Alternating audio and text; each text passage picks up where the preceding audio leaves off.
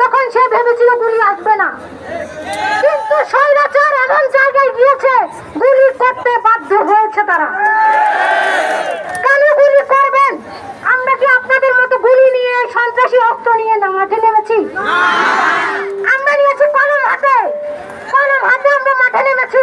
তাহলে কেন গুলি করবেন আমাদেরকে? আজকের পর কোন গুলি কোন টেনে হিচড়ে থানায় নিয়ে যাওয়া চলবে না, চলবে না। আমরা দিনে এখানে আন্দোলন করি, রাতে আমরা ভয় ঘুমাইতে পারি না। তাকে কোনখান দিয়ে নিয়ে যাবে? আর নিয়ে যাওয়াই তো বড় কথা না, সেখানে অত্যাচার করা হয়।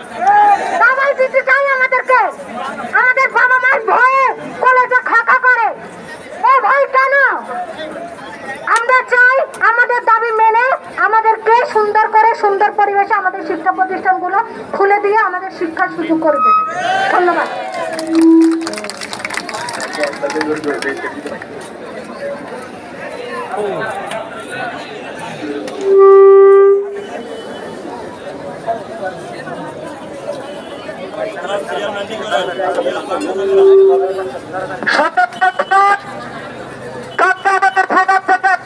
পুলিশ তুলে নিয়ে গেছে।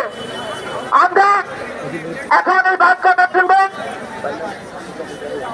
এখন বক্তব্য দিবেন লোকনাথ সরকারি কলেজের ম্যাডাম ছাত্র আব্দুল কাদের জাহিদ। আব্দুল কাদের জাহিদ।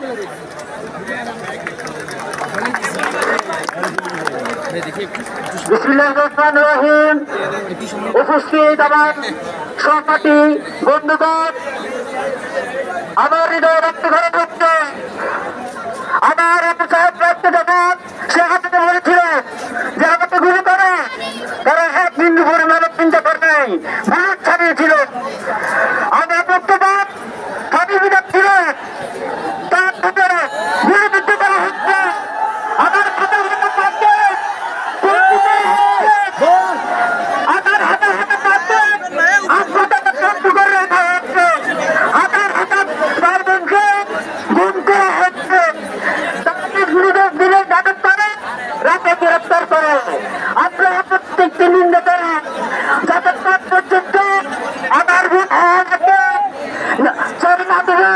যতক্ষণ পর্যন্ত আতঙ্কিত আমাদের সমাজদেরকে চালাতে হবে, ততক্ষণ পর্যন্ত আমরা আন্দোলন চালিয়ে যাব।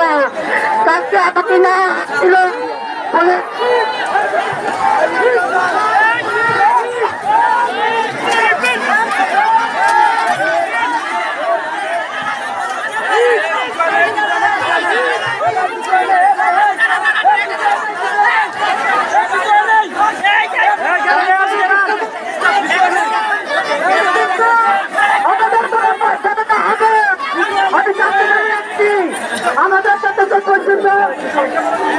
এবার কিছু হয়নি, কিছু হয়নি, আপনারা চেষ্টা করুন, কিছু হয়নি, কিছু